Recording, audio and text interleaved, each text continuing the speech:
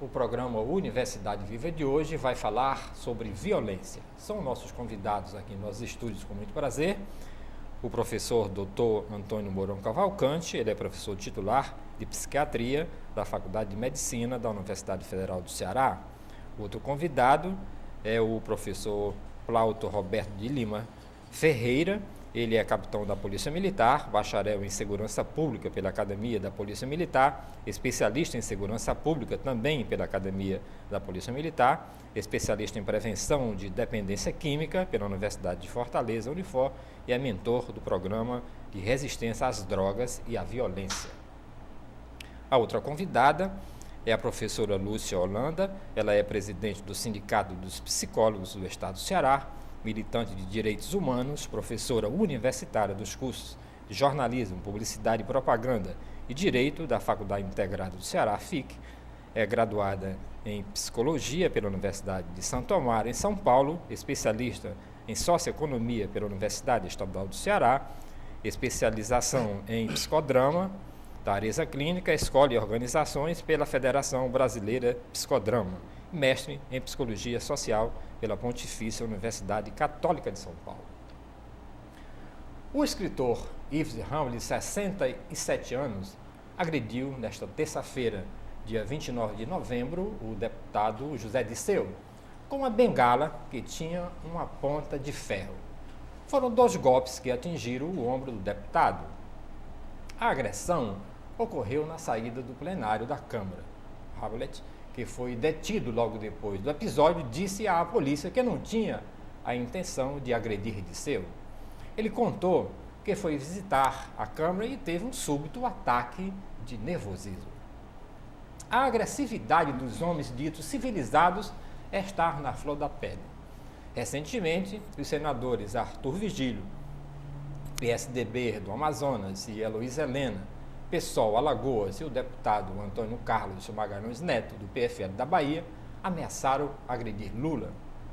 Mas quando um cidadão agride o outro ou mata o outro, normalmente o faz em função de alguma situação em que considerou desrespeitosa, mesmo que a questão inicial tenha sido banal, como um simples pisão no pé ou uma dívida de centavos.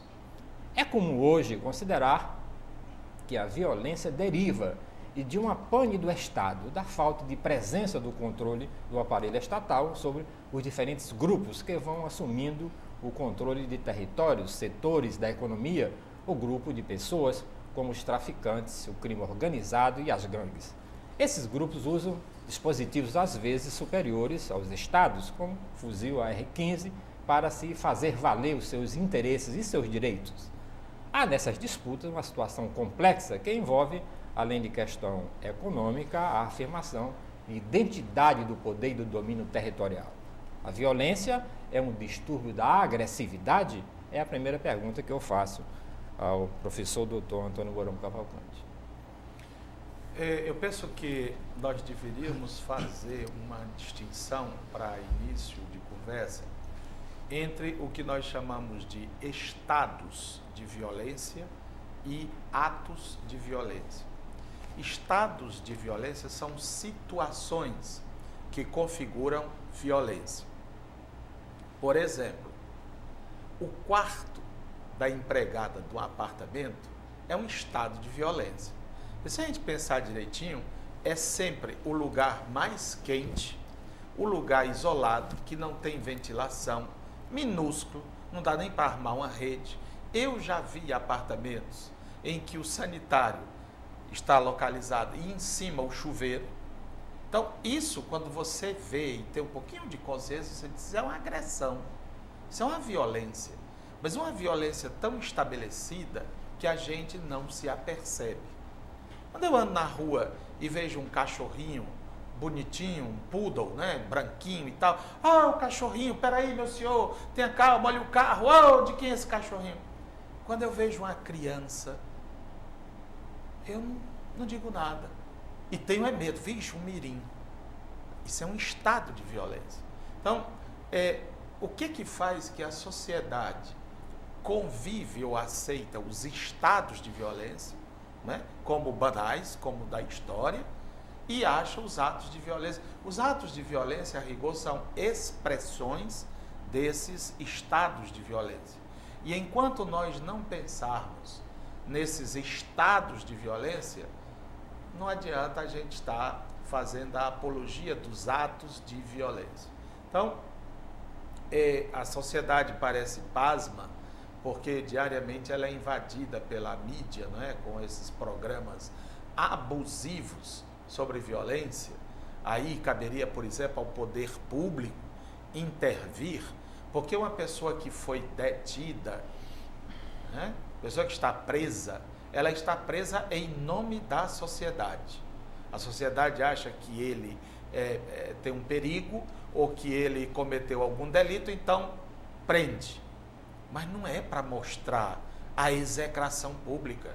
Inclusive o jornalista, e aí, bicho, o que foi que tu fez? Fala logo, tá com vergonha. Isto não pode, porque fere a dignidade da pessoa. Ele não foi julgado. E mesmo que ele seja julgado, esta não é uma forma de pena. Então, nós temos que trabalhar vivamente contra esses estados de violência, né? que nos deixam, por exemplo, os idosos na fila de um banco para receber uma mísera pensão, né? Os próprios empréstimos que estão fazendo aí aos idosos que vão deixá-los reféns, né? A criança que não frequenta a escola, o plano de saúde, ou a própria saúde pública que não responde, são estados de violência. Não é só a questão da miséria, da fome, não. São esses estados de violência. O velho que é tão comum no Brasil, você sabe com o que você está falando? E configurado, professor Jonas, no próprio código que diz assim, se ele tiver nível superior, tem direito a uma prisão especial. Por quê? Então, nós estamos dizendo que existem os cidadãos, né? Os cidadãos que são de primeira classe e os cidadãos de segunda classe, os de meia tigela. Então, uma sociedade que aceita, que permite, que vive nesse contexto de estados de violência, ele gera atos de violência. Ontem mesmo no noticiário, além da agressão do deputado José Disseu, houve o deputado presidente da Câmara foi abordado por uma mulher desesperada, uma agente de saúde que diz, há 6 anos que o nosso projeto para legalizar essa profissão de agente de saúde está aqui e vocês não resolvem. Vocês vão deixar que a gente... Porque fica sem nenhum direito, né? Não tem carteira assinada, não tem previdência social, não tem nada. E vocês não decidem isso. São os estados de violência que eu gostaria de chamar a atenção. Ok. Plauto Roberto de Lima Ferreira, capitão. Olha, professor Jonas, pegando essa mesma linha do Dr. Mourão, né?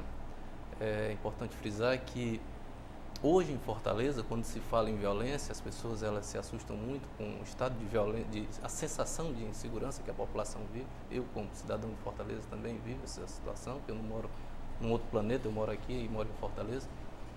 E a gente observa que existe esse apelo da mídia, principalmente nesses programas que foi citado pelo Dr. Mourão, até mesmo para vender essa insegurança, para produzir aí algum tipo de recurso para essas pessoas interessadas, mas a população esquece, e não sei por que não é divulgado isso, que os números policiais do Centro Integrado de Operação de Segurança, a maior ocorrência em Fortaleza não é o roubo, não é o assalto à mão armada, não é o assalto a banco, não é o sequestro relâmpago, é a briga de família.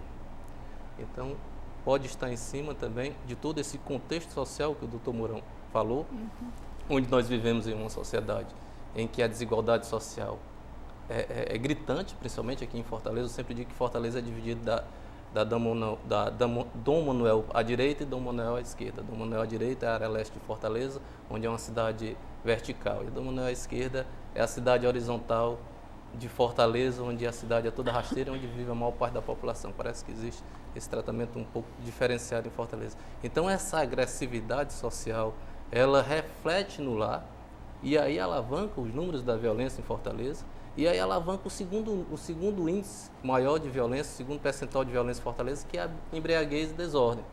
Se nós juntarmos esses dois números esses dois números apontados pelo Centro Integrado de Operação de Segurança, ele equivale a mais de 50% das ocorrências policiais aqui na capital cearense. Então, nós não podemos trabalhar ou discutir a violência distante ou separado desse contexto tão bem apresentado aqui pelo doutor Mourão. Professora Lúcia Holanda. Eu vou pegar um pouco dentro dessa questão que o professor Mourão traz, embora eu veja que a sociedade vive de forma, eu diria assim, comum essa questão da violência social, ela passou a ser um denominador comum em todas as classes. Como o capitão está dizendo aqui, né, as brigas de família, né, os conflitos, né, nós vivemos uma sociedade hoje de conflito. Eu diria assim que a agressividade, ela é um dado comum de nós todos. Para uma pessoa acordar, por exemplo, 5 horas da manhã, pegar um trem, pegar um ônibus, pegar um metrô, ela tem que ser agressiva, ela tem que ir à luta. E a luta é ter agressividade. A agressividade é uma coisa boa até, né? Só que a agressividade associada a uma série de questões que são faltas que se tem hoje na vida social urbana, a vida social comum, a vida afetiva, a dificuldade de sobreviver, a dificuldade de ter emprego, as crises interfamiliares, as brigas de vizinhos, né? Eu fiz parte esse ano de um grupo que estuda violência, né? Que estuda, e assim, não se fala, mas tem muito crime de honra ainda no Ceará, que é um dado significativo. A morte de mulheres, o dado sobre a questão da violência sobre as mulheres é uma coisa assim absurda, quase que inexplicável. Por exemplo, explicar por que morrem mais mulheres na região do Crato não tem explicação. Uma vez eu estava conversando com a deputada Iris Tavares e fiz esse comentário, né? Porque tinha um professor que era aluno do doutorado lá da sociologia, e eu até brinquei com ele. Eu falei, Sávio, me diga uma coisa, por que os homens matam tantas mulheres no Crato, né? Porque o Crato é uma região linda, né? Uma muito região boa, belíssima, é uma região, eu acredito que seja dos municípios que mais se tem o dado cultural nesse estado, né? Um clima agradável. O clima maravilhoso, aí cachoeiras. É inexplicável, por exemplo, morrerem as mulheres que, como elas morreram, crimes hediondos, bárbaros, assim, pegar uma mulher, queimar, estuprar, queimar, deixar pedaços enterrados, né? Uma coisa assim, parece coisa de terror mesmo, né? Então, eu acredito assim, que nós estamos vivendo, eu não digo é o Ceará não, eu digo que é o Rio de Janeiro, são as grandes cidades, né? Assim, a nossa cidade, por exemplo, há 30, 40 anos atrás, era uma cidade extremamente pacata, serena, mas também tinha índices e número de violência. E eu acredito que hoje, né, nós estamos vivendo isso de forma desenfreada. Aí eu diria assim, nós estamos vivendo um momento em que se banaliza a vida. A televisão chega e traz esse tipo de programa porque dá ibope, mas essa é a realidade, que também é a realidade da sociedade que a grande massa tem, que ela vai ver mesmo nesses programas, porque, como o professor Mourão fala, o quarto da doméstica, ele tem que ser inferior porque ela vai comer inferior, ela vai chegar lá na casa de modo inferior, ela vai tomar um ônibus de maneira inferiorizada, né? Ela vai ser sacrificada. E aí eu lhe digo, esse contexto que é colocado, a classe menos rica ou a classe mais desfavorecida, ela só tem acesso, que é a classe que tem desse nível de pessoas que vai ter acesso a uma televisão a cabo, não vai ter. Então, nós estamos vivendo um momento de banalização, existe um contexto social no mundo de banalização da vida. Se na Europa, por exemplo, você pegar o que aconteceu nesses últimos 15 dias, 20 dias na França, é uma violência social urbana que era para já ter explodido há muito tempo. Por quê? Porque são guetos, é chamada periferia, o banlieue, né? É uma periferia que nunca vem para a cidade, que nunca vem para o campo onde tem as classes médias altas. Então, nós estamos vivendo um mundo que é assim, que vai ser assim, Se não houver uma mudança, aí eu lhe diria, de valores, de aquisição, de ocupação. Eu vejo muita gente aí que está escrevendo, que é capaz, e chega na televisão e diz assim, olha, enquanto não tiver educação, olha, eu acho que enquanto não tiver comida dentro de casa, eu acho que enquanto não tiver isso que o capitão aqui falou, que é seríssimo, né? A família é uma base. A família é uma base para você revalorizar e reciclar os seus valores, os seus amores, os seus desejos de estar junto, de saber, olha, eu moro em tal canto, eu tenho um canto tal, eu tenho uma pessoa que responde por mim. Aí eu diria, nós estamos vivendo um momento social grave, né, de conflitos, quando ele diz assim, nós vivemos na sociedade do jeitinho, os grandes sociólogos que estudaram a formação do povo brasileiro, né, eles colocam isso de uma forma muito clara. Nós vivemos no país do jeitinho, no país onde da história da cordialidade, onde você tem que suportar uma série de coisas que você não suporta mais, por exemplo, essas questões que estão expostas aí, como é o caso que você começou falando do Zé Disseu, né? A expectativa que nós tínhamos do governo que está aí, que esse tipo de coisa não aparecesse, uma liderança como é o Zé Disseu, sendo espancado mesmo, isso aí é o resultado da raiva, né? Da traição que essas pessoas fizeram, me traíram meu voto. Então vai lá um senhor que ele diz assim, eu tive um surto, uma raiva, a forma que ele tem é pegar a bengala dele e dizer, olha, isso aqui é a minha raiva que eu estou sentindo. Né? Eu interpreto assim, né? Eu interpreto esse aumento, essa questão desestruturada em tudo, onde você anda, onde você não confia, nós não confiamos, nós não temos confiança nas pessoas. Professor, e qual é o papel da família nessa história? A família, ela vai se reestruturar, nós vamos tomar o café da manhã de novo, todos sentados, nós vamos almoçar com nossos filhos de novo, todos sentados, nós vamos viver aquele romantismo, né, daquela família padrão, ou isso não tem mais jeito na sociedade contemporânea? Quer ir para Minas, Minas não há mais. É o verso do Carlos Drummond, né? Em que o José, é assim o personagem, começa a ter saudades do passado. Quer ir para Minas, Minas não há mais. É absolutamente improvável, impossível que nós tenhamos acesso ou que nós possamos voltar à família do passado. Mas isso não é para nós nenhum motivo de desespero, porque essa família do passado, ela é muito romantizada, ela é muito glamourizada, quando na realidade não era tão assim, não é? O pai era o grande patrão, havia também muita violência pela imposição de uma regra, de uma norma, e aqueles que não se conformassem iam embora. Eu até brinco dizendo que é uma hipótese antropológica, que é mais ou menos o seguinte: quando o menino começava a dar trabalho, vai para o Rio de Janeiro, né? Quando a moça engravida ou não sei o que, vai para o Rio de Janeiro. Quando o filho começa a apresentar identidade homossexual, manda para o Rio. Aí o Rio virou a cidade maravilhosa. Claro. Quer dizer, a cidade em que todo esse glamour, né, social, de regra, de norma, foi abolido. Existe a possibilidade de uma família nova, sim. Essa família nova, ela se baseia na democracia, na possibilidade do diálogo, na possibilidade da escuta. Eu vejo muitos pais dizerem para mim assim: mas doutor, meu filho não quer conversar. Eu chego, João, vem cá, João, sente aqui, me escute.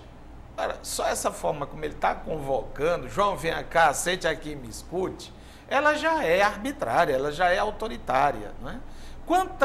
Quantas vezes nós já seguimos o conselho de nossos filhos? Porque às vezes ele diz: painho, o senhor está muito gordo.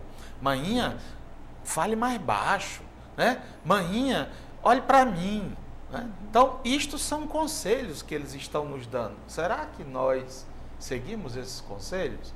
Então, aí eles dizem assim: mas quando é com um colega, no telefone, Aí, meu irmão, aí rola um papo, né? Que precisa eu ameaçar. Vai desligar ou não vai, sabe? Porque eles têm. Aí eu disse, por quê? Porque o colega escuta. E o colega não dá conselho. Só faz, é mesmo, cara? Tu é doido, é? Tu é doido? Tu é doido? Não faça isso, tenha mais cuidado, tenha mais calma. Ele partilha a vida com o outro. Eu acho que a ideia de família é a ideia da parceria, é a ideia do estamos no mesmo barco. Eu nunca esqueço, foi um dos momentos mais ricos meu como pai, que um dia eu estava discutindo com a minha esposa lá no quarto e me zanguei, não sei o quê. Aí eu saí, quando eu saí no corredor, lá e vem a filha. Ela tinha uns 15 anos na época. Ela parou e ficou assim, disse, como quem diz, passa por cima de mim, tá entendendo? Aí ela parou e eu parei. Aí ela olhou bem assim nos meus olhos e disse, você acha que isso é modo de tratar sua mulher? Volte e peça desculpas. Eu acho que naquele momento ali a gente foi mais família nessa perspectiva, né? De que nós estamos juntos para que a gente aprenda a se construir. Então, quem ensina quem educa com violência, essa frase é boa para ser anotada. Quem educa com violência não educa, ensina violência. Essa história do bater na criança, ele incorpora que ideia?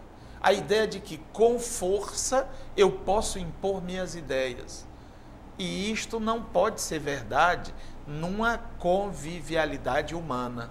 Ô professor, e como é que eu posso colocar a minha família dentro dessa redoma, desse grupo fechado, que se quando eu coloco a cabeça na janela, eu dou de cara com a violência, inclusive aquela violência que o senhor citou no começo do programa. Eu gosto do cachorro, mas não do menino, né? Eu vejo o velho cair, acho graça. Como é que eu vou evitar? Como é que eu vou... Porque quando nesta família existe esse sentimento democrata, você estará fabricando um cidadão. Ele não vai se conformar com o cara que chega na sua frente, numa fila, e fura a fila. Ele vai dizer, com licença, senhor, tem uma fila. Por quê? Porque ele aprendeu isso na casa dele, né? E não ficar esperando que apareça um Collor, um Tancredo, um Lula que vai resolver nossos problemas, que era meu pai do passado. Meu pai era que resolvia tudo, né? Então, esse modelo familiar a gente projeta no social. Se eu acho que eu sou partícipe, se estender a toalha molhada não é uma tarefa da minha mãe, mas minha que tomei meu banho, então eu começo a aprender que na sociedade existem tarefas que é de cada um, né? Que cada um deve exercitar e não ficar esperando por esse pai iluminado e luminoso que vai tudo resolver. Então eu acho que na casa, na família, a gente pode exercitar, fabricar pessoas que podem ser na sociedade verdadeiros cidadãos. Ok, eu vou pedir um pequeno intervalo e voltamos em seguida aqui falando sobre violência no programa Universidade Viva.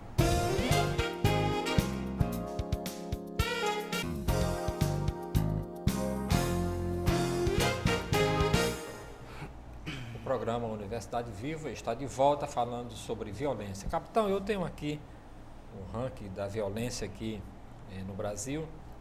Inclusive no Ceará, de 2000, Fortaleza estava no 13º lugar. Depois, 2001, passou para o 11º. 2002 para o 7º. Né? 2004 ficou entre o 8º e 2005 também foi para o 7º.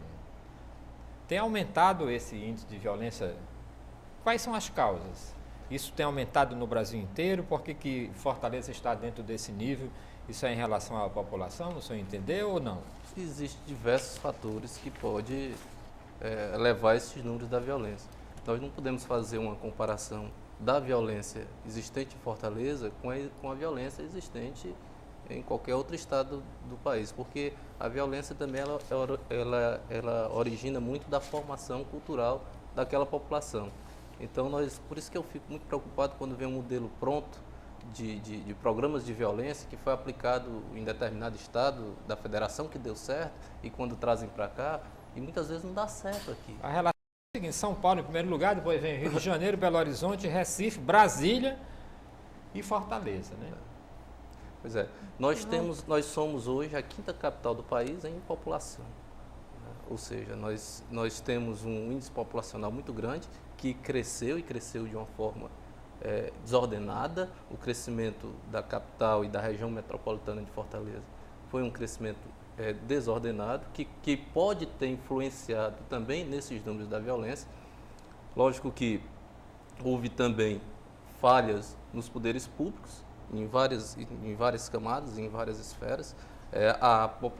O efetivo policial não cresceu proporcionalmente com o crescimento da população, e isso são diversos fatores que podem ter acontecido para que isso não surgisse, aí mais algum motivo mais na outra esfera, na esfera política, que não cabe aqui neste momento eu levar à tona, porque todos já sabem, a população toda já sabe, mas que pode ter contribuído para este aumento da violência. Mas nós observamos que nos números de Fortaleza, eu não sei quais foram os parâmetros que mediram esse índice de violência, mas nós observamos que em Fortaleza nós temos tido ainda na frente, ou como carro-chefe dessa violência em Fortaleza, uma violência mais voltada às questões sociais. Isso aqui foi publicado pelo Ministério da Saúde, esses números aqui. Então, ele deve ter algum parâmetro nessa área aí voltada à questão social realmente.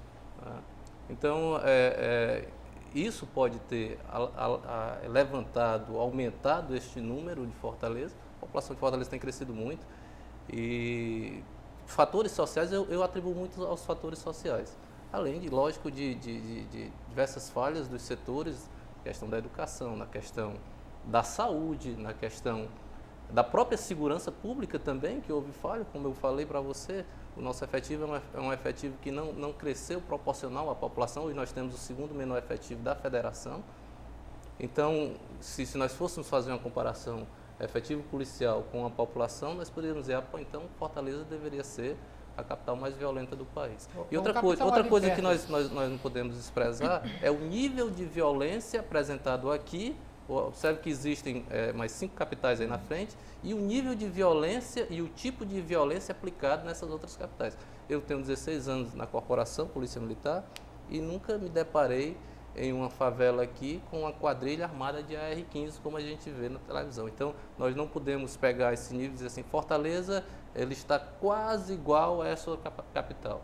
Talvez nesses números ele aponte essa igualdade, mas o índice de violência ou a forma dessa violência é totalmente diferente da violência aplicada hoje nos grandes centros, tipo São Paulo, Rio de Janeiro, Belo Horizonte e Salvador, como foi apresentado aí. Mas isso não quer dizer que nós devemos nos calar, nós devemos nos acomodar, porque nada nos garante que um dia nós venhamos a chegar a este mesmo nível que tem essas grandes metrópoles. E aí sim, aí cabe aos poderes públicos tomar as providências, as providências principalmente preventivas, para evitar que nós cheguemos a esses números assustadores. Mas nós observamos que a sensação de insegurança que hoje Fortaleza se vive é maior até mesmo do que a própria violência, né? Nós temos mais medo de ser assaltado do que propriamente do assalto. Pois é, professor, mas se você levar em consideração ali perto do Cordeiro, né? Que sempre tem assalto ali, inclusive gente já morreu lá, até meu filho e foi assaltado lá com a minha mulher. Mas a gente não sabe que tem aquele gargalho lá, aquelas favelas juntos, e a polícia está, às vezes, até olhando para outro lugar, né? Acontece mesmo, né, que a pessoa, se você for eleito para ser roubado, né, o cara tem o elemento surpresa. Entende? E quer dizer que as pessoas que têm, as pessoas de bem, né, aí vão ter que realmente, né, com aquele, a pessoa do governo falou um tempo, né, você vai ter que andar em carro blindado, né, você vai ter que viver em condomínio, mas os condomínios também todos armados. Aí daqui a pouco, como é que a gente pode viver nesse mundo preocupado com esse medo? Observe, Jonas, você vai pegar esse seu exemplo aí do Lagamar. Observe que nós estamos vivendo naquela região. Ali é um cinturão onde abrange todo o grande Lagamar, Tancredo Neves e adjacências. Não quer dizer que o pobre todo pobre seja ladrão, mas nós estamos vivenciando um problema em Fortaleza, onde nós não podemos parar nossos carros nos sinais porque alguém vem e nos aborda para nos assaltar. Esse alguém geralmente é um adolescente, um jovem, né, armado de revólver, que vem nos roubar o quê? Roubar o nosso relógio, o nosso celular. Mas por que ele não leva o nosso carro? Já que ele já nos desarmou ali por completo e o carro é um bem mais valioso do que o nosso relógio ou celular. Aí é um ponto que deve ser observado.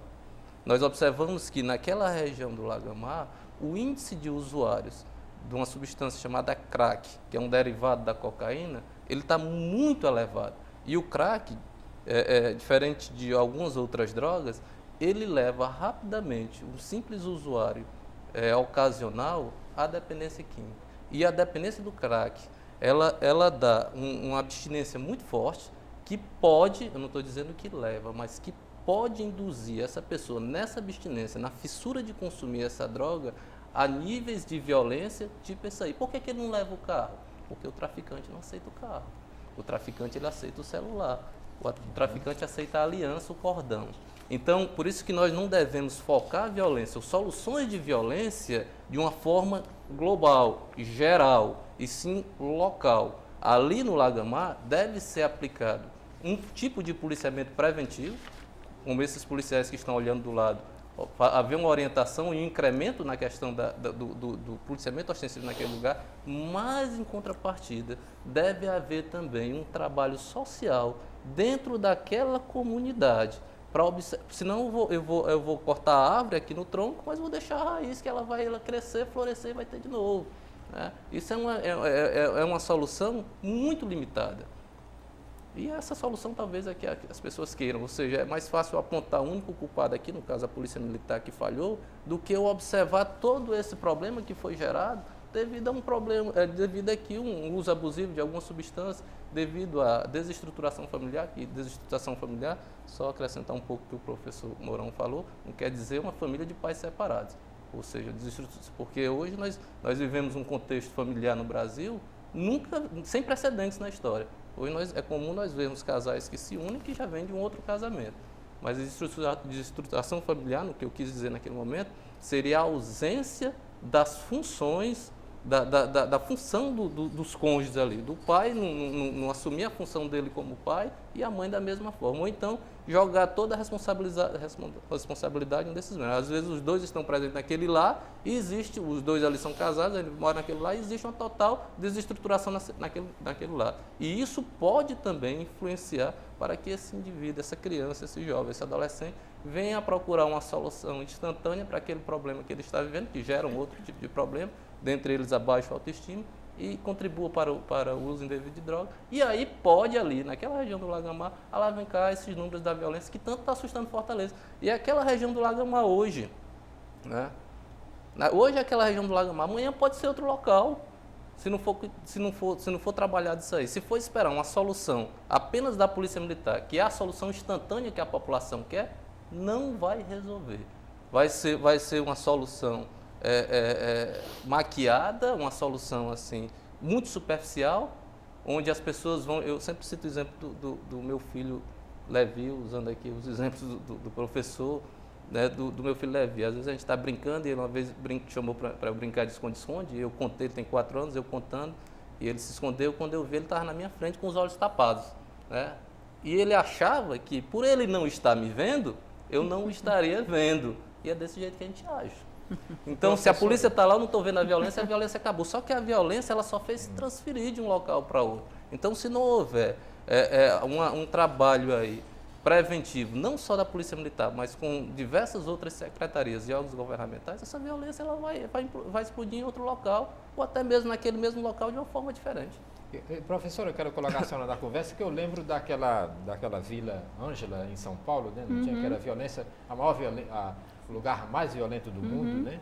E que as Casas Bahia, por exemplo, não entregavam mercadoria lá de jeito nenhum, sobre hipótese alguma. Né? E começou a ser feito um trabalho social lá e hoje ele já diminuiu bastante. A Casa Bahia está entregando, o Jardim Ângela, e a Casa Bahia já está entregando, né, suas mercadorias lá. Isso é possível fazer? É possível salvar a cidade ou vamos logo para o apocalipse? Né? Nós temos que, como não será mais, né, Deus fez a promessa, né, que mandava aquele arco-íris, né, não vai mais acabar o planeta em água, apesar das pessoas pensarem que sim, né? E sim em fogo, nós vamos acabar tudo de novo, começar tudo de novo, mas vamos escolher umas pessoazinhas melhores, sem entrar esses violentos, Hitler, Idi Amin Dada, Saddam Hussein da vida? Olha, eu sou uma pessoa que tenho muito cuidado quando eu faço assim alguma afirmação, por exemplo, de estar culpando os órgãos que não funcionam, né? Por exemplo, eu acho que a impunidade favorece o aumento da violência e o aumento do crime mesmo, assim. Se eu não sou punida, eu vou fazer de novo, né? Por exemplo, quando vocês colocam a questão da violência, por exemplo, por questão de droga, eu acho que a violência por questão de bebida, que é uma droga licitamente comprada. Sexta-feira passada, um sujeito que era um policial, ele não deixou de ser, ele atropelou 2 mulheres, bárbaro, assim, ele vinha em alta velocidade, em plenas 6 horas da noite, eu passei naquela hora ali, por perto. E no Belém do Pará, atropelou 60 semana Pois passada. Mas esse atropelou no horário de rush, né, de saída do emprego ali na Leste-Oeste, né, na continuação da Leste-Oeste. Ele matou 2 mulheres, ao mesmo tempo ele pegou um outro carro, ele vinha em altíssima velocidade, estava embriagado e era um policial. Então, ele não matou porque ele é policial, ele matou porque ele estava embriagado, conduzindo o veículo, e a sociedade hoje é permissiva com isso. Eu vejo quantas vezes o doutor Simão tentar mostrar a importância de ver assim, o nível de álcool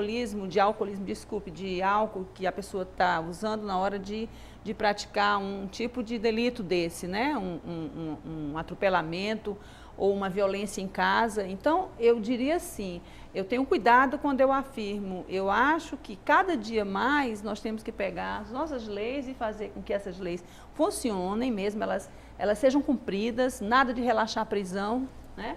Ao mesmo tempo se corre aquele risco que aconteceu com o juiz lá em Belo Horizonte, né?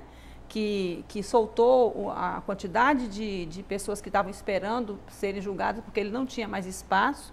É o que acontece nas delegacias daqui, né? E eu digo assim, você pode implantar, eu concordo plenamente com o capitão, alguns modelos de São Paulo pode servir até para um município minúsculo nosso. Vai depender da capacidade que nós vamos ter em fazer com que essa população também queira participar. Não se faz tratamento de nada. Se você hoje for fazer um tratamento em casa, a família é importante. Você só pode se cuidar se você quiser também se cuidar. Então, você tem que envolver a comunidade. A comunidade tem que participar. Eu enxergo dessa maneira. Uma outra coisa que eu acho, assim, que cada dia mais nós temos uma violência no trânsito enorme, nós temos uma violência nos atendimentos, que nós vamos querer uma coisa, comprar uma coisa, nós somos violentados. Por exemplo, a fila de se pagar uma luz numa farmácia, isso sem estar aqui minorizando, a farmácia pague menos. Mas qual é a segurança que o cidadão tem se acontece o que acontece com relação à segurança dos seguranças da Pague Menos? Porque hoje se tem uma afirmação aí sobre a questão de grupo de extermínio dentro de uma rede que eu sou obrigada a pagar lá. Eu sou obrigada a entrar num lugar onde tem um grupo de extermínio que está sendo investigado. Não sei nem se tem, eu estou aqui, né, me colocando como uma cidadã, né? Não estou fazendo leitura social, psicológica, não. Eu estou dizendo assim, como é que eu posso ter segurança de entrar no Pague Menos se tem um grupo de extermínio instalado lá dentro? Que, na verdade, matou, além dos bandidos, matou o cidadão comum, matou um garçom, coitado, que estava ali fora do seu horário de trabalho, foi pagar uma conta e saiu morto, a família desestruturou uma família, né? Então, eu tenho hoje uma preocupação de enxergar. Eu tive no Rio de Janeiro, no dia da prisão, eu fui a um trabalho e não saí do hotel. Eu morei 20 anos em São Paulo, eu saía, andava a pé. Eu tive no Rio de Janeiro agora, eu lhe juro por Deus que eu não saí do hotel com medo. Eu peguei um táxi de manhã, às 4 horas da manhã, e o motorista, assim, a 100 quilômetros, eu digo, mas se o senhor bater, ele disse, nós morremos. Eu digo, e por que o senhor está correndo tanto? Porque eu sou muito insegura com o trânsito. Ele disse, porque aqui não se para, a senhora está na linha vermelha, está na linha amarela. E na hora de voltar do Rio para Fortaleza, ele veio às 4 horas da tarde também, Aí eu disse, por que o senhor está correndo tanto? Nós éramos em 4. Não, porque a senhora está na linha vermelha e aqui nós não paramos. Entende? Quer dizer, à medida em que o metrô do Rio de Janeiro parou, à medida em que eu não tomo um táxi às 3 horas da manhã, só pode tomar às 4 quando está amanhecendo. Ou seja, o que está acontecendo? A polícia não está servindo, a lei não está funcionando, então essa violência se institui. Eu concordo com o que o doutor Mourão diz, não vai ter mais aquela família romântica, né? Porque a formação da sociedade brasileira, mesmo a formação da sociedade brasileira, é muito triste. Você pega o livro do Gilberto Freire, ele falando do século XVIII, no Rio de Janeiro, às 6 horas, todo mundo ia para as suas casas porque se matavam as pessoas também.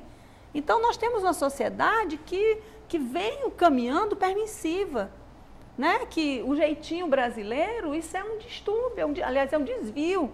Porque o jeitinho brasileiro é aquela coisa assim, não está errado, mas dá um jeitinho, passa por cima, faz dessa maneira, né? Então, eu acho assim, que se nós não tivermos hoje, aí eu não quero um Lula como pai, não. Aliás, não dá para me ser filha dele, não. Eu quero um projeto social, político, que atenda o discurso que foi feito sobre a questão da segurança pública, a questão dos direitos humanos, ontem passou no Congresso a brincadeira que fizeram, por exemplo, com a questão dos sem terra, o resultado que foi dado. Então, eu tenho que ter uma credibilidade nas instituições desse país, porque eu acredito na instituição família, e eu acho que ela se estrutura quando a instituição maior, ou seja, a instituição maior que rege o seu salário, rege o meu, rege a nossa segurança, rege a minha velhice, rege a segurança das minhas crianças, rege a segurança das escolas. Eu acho que isso aí para mim isso daí é uma onda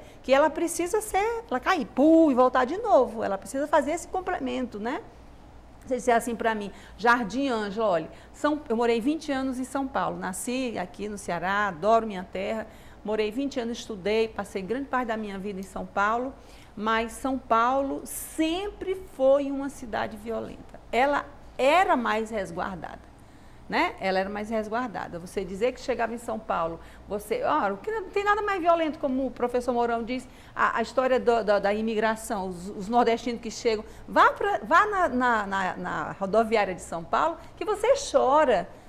Você vê aquele filme Central do Brasil, que ali é no Rio de Janeiro, mas você vai na rodoviária de São Paulo, você chora, você vê aquelas pessoas descendo com um rádio, aquelas pessoas cheias de pacote, cheias de crianças. Isso daí é a realidade do Brasil, é a realidade nossa, né? Então, eu vejo que se essa sociedade ela não parar um pouquinho e recrudescer algumas coisas, entrar nessa questão da família, essa questão das drogas lícitas, das drogas ditas drogas permissivas. Eu sou professora e eu vejo como nós temos uma possibilidade de falar com isso com os jovens, né? Sem essa coisa mascarada, de estar também só associando, olha, capitão, teve uma matéria aí na Veja, se não me engano, há uns 5 anos atrás, sobre a questão do uso da cocaína no Brasil. A cocaína é uma droga perigosíssima, tem essa função de dependência que tem o crack, até porque o crack é um derivado, né? Aí o que ele colocava é assim, que tinha uma porcentagem altíssima que se fosse falar sobre o uso da cocaína no Brasil, eram empresários. É verdade. Classe média alta. Verdade. Eu quero colocar o professor Mourão para perguntar ao professor para que governo? E se eu não posso, por exemplo, o Rio de Janeiro é uma coisa maravilhosa, eu não conheço lugar nenhum mais bonito do que aquele, por que eu não posso, eu, João Luiz da Silva, vírgula de Capuí, certo? À tarde visitar aqueles morros, por que eu não posso entrar cheio de relógio aqui? Que negócio é esse? Nem eu, nem o governo pode entrar lá, que existe outro governo. Então, para que eu quero o governo e se o governo não pode entrar naquele lugar lindíssimo? Quando se fala da violência, com certeza nós estamos no que o Marcel Mauss chamava de um fato social total. Isto é, ninguém pode reduzir a questão da violência a um único fator. Tem gente que diz assim, a violência é porque tem muito desemprego, porque tem muito pobre. Por que então que acontece mais violência à noite? É porque o povo fica mais pobre de noite? Bom, eu há muito tempo que estudo essa questão da violência, porque tem a ver com o comportamento humano, e eu fui convidado, através da Universidade Federal, a fazermos um trabalho no município de Maracanaú. Esse trabalho está mais ou menos com uns 6 meses. E é uma cidade extremamente violenta, 200 mil habitantes, e nós fomos começar pelo elementar, quer dizer, quais são os dados estatísticos que a gente tem, a gente possui? Nenhum. Nós tivemos que montar o que nós chamamos de um levantamento epidemiológico da violência. Aí nós pegamos alguns estudantes, bolsistas da prefeitura, que foram no CIOPS, no IML, no IJF, no Hospital Distrital de lá, nos cemitérios, nos cartórios, nas delegacias de polícia, enfim, todos os lugares onde nós podíamos colher esses dados. Foi feito, então, esse mapa epidemiológico da violência. Maracanaú tem mais ou menos 100 homicídios por ano, o que dá uma média muito superior ao preconizado pela Organização das Nações Unidas, que é de 20 homicídios por 100 mil. Lá são 50, 60 por 100 mil. Então é uma cidade violenta. Além disso, as agressões, etc, etc, etc, etc. Primeira instância, para o olhar que nós colocamos sobre a estrutura policial. Segundo a mesma Organização das Nações Unidas, Maracanaú, com 200 mil habitantes, era para ter algo em torno de 500, 600 policiais, no mínimo. Sabe quantos tem, professor Jonas, de Capuí? 46. É brincadeira. Era para ter, pelo menos para esse contingente, 6 viaturas. No último fim de semana tinha só uma. Ainda tinha que correr devagar, porque senão esquentava o tampão, não sei o quê, e estourava, sabe? Eu vi, ninguém me mostrou, eu vi lá um mecânico da polícia fazendo dente nos pneus das motos, porque eles ficam careca e aí eles derrapam. Então ele estava fazendo com uma serrazinha os dentes dos pneus. Isso é brincadeira. Isso é brincadeira. O Ceará era para ter algo em torno de 40 mil policiais. Tem 6 mil na ativa. E 6 mil na ativa, porque a gente tem que considerar o seguinte, são 6 mil, mas a polícia é 24 horas sobre 24. Porque não tem hora para ela ser chamada, é sábado, domingo, manhã, tarde e noite. Então, esses 6 mil corresponde a 2 mil, porque é de 8 em 8 horas. Então é brincadeira. Né? A delegacia em Maracanaú são 6 delegacias de polícia. 3 estão sem titulares. Tem um delegado lá que responde por 3. Isso ninguém vai falar de pessoal que não tem uma máquina para bater um BO, boletim de ocorrência, e por aí vai. Então, é uma terra de ninguém. Como é que você vai fazer isso? Você vai refundar a sociedade. Como? Concitando os cidadãos a que assumam esse processo. Foi por isso que nós fizemos 6 encontros distritais, que eles chamam ADL lá, Área de Desenvolvimento Local, não é? Isso com o apoio, o prefeito tem dado total apoio. Fizemos com as lideranças, os diretores de escola, os chefes de posto de saúde, pastor, padre, tudo, né? Depois nós fizemos a primeira conferência municipal de defesa social. Tinham mais de 500 pessoas, professor João, num sábado à tarde. Ninguém estava distribuindo brinde, nem comprando voto, nem fazendo nada. Quer dizer, os cidadãos, quando eles são chamados, eles estão lá. E tudo que eles disseram bate com as estatísticas. Então, como é que a gente pode reconstruir a sociedade? Fazendo com que as pessoas sintam que são sociedade. Porque a segurança, a violência, não é só um problema da polícia, é nosso. Até de termos uma polícia mais numerosa e mais eficaz. Então, a saída, o remédio é esse, porque a gente fica muito só criticando. Nós temos ações concretas, tipo, por exemplo, a escola não pode continuar escola de um turno, porque o menino fica de manhã ou fica de tarde e o resto do tempo. Então, nós temos que ter escolas para a vida e não escola para ensinar. E por aí vão uma série de outras medidas. Por exemplo, tem um cine lá, que o prefeito vai comprar as entradas de cinema, vamos dizer, das quartas-feiras, e vai dar nas escolas para os meninos assistirem filmes. São recriar os laços, refundar a sociedade. Porque quando ele é meu vizinho e eu conheço, sei quem é, a mulher dele, os filhos, etc e tal, eu não agrido, não tem violência. Então, o que é refundar a sociedade? Agora, o que era Maracanaú há 10 anos? Eram lugarejos, era um distrito de Maranguape. Então, essas explosões desnorteiam o humano que deve existir entre nós. E aí a gente tem que ter muita serenidade, porque a saída não é armar, botar homens com metralhadora, correndo atrás de bandido, mas reinaugurarmos os laços que formam a sociedade. Ok, infelizmente o nosso tempo chegou ao fim. Capitão, o senhor tem 30 segundos, né? Na emergência, né? Para as suas considerações finais. Eu, como policial, sou muito acostumado a esses chamados de emergência de 30 segundos para a gente tentar resolver o problema de 10, 20 anos, 30 anos ou várias décadas. Mas eu só queria agradecer. Eu queria dizer que a população pode ir irmanada com os poderes públicos resolver esse problema. Nós temos exemplos de grandes cidades no mundo, tipo Nova York, que os índices de violência caíram bastante. Não estou dizendo que nós devemos adotar os padrões de lá, mas amoldar a nossa realidade e aí podemos conseguir fazer alguma diferença. Pode ser no Icapuí, pode ser no Maracanaú, pode ser aqui em Fortaleza. Mas vale a pena, eu creio que nós não devemos baixar a nossa cabeça, virar as costas para isso, porque um dia nós podemos ser vítimas dessa omissão, da nossa própria missão pode nos levar a ser vítima dessa violência. Muito obrigado pelo convite, 30 Jonas. segundos. Tá certo. Eu quero primeiro agradecer vocês pelo convite, né? Me colocar aqui sempre que possível à disposição.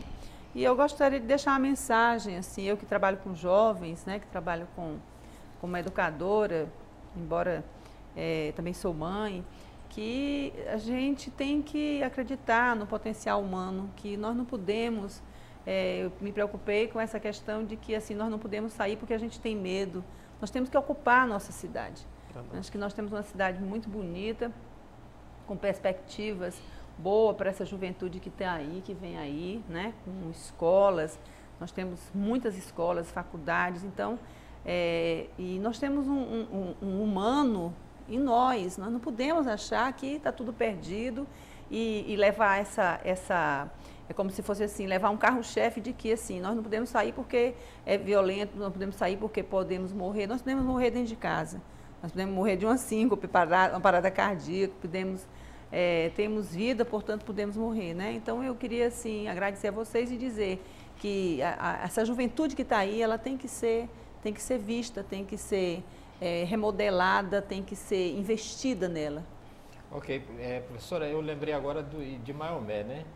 O Maomé ia chover, eu tinha uma tempestade muito grande, aí o rapaz foi lá e disse, Maomé disse, olha, prenda o camelo. Ele disse, não, rapaz, vamos rezar e pedir para Alá, né? E Alá vai proteger o nosso camelo. Ele disse, não, prenda o camelo e depois peça a Alá. Professor, o senhor tem 30 segundos para as suas considerações finais. Só agradecer a atenção dos que estão nos escutando e nos vendo e agradecer mais uma vez o convite, dizendo que a vida é bela e ela deve ser vivida em intensidade pela sociedade. A gente tem que ocupar esses espaços públicos, né? A praça é do povo, como o céu é do condor, já dizia Castro Alves. Então, é importante que a gente crie essa possibilidade dessa sociedade onde todos se sintam irmãos. É uma utopia, mas é pelas utopias que a gente segue construindo os sonhos. Claro. Muito obrigado a presença das senhoras e dos senhores, e o programa Universidade Viva volta na próxima semana com outro assunto de interesse da comunidade universitária e acadêmica aqui pelo canal 14 da NET, o seu canal universitário de Fortaleza. Muito obrigado pela sua audiência.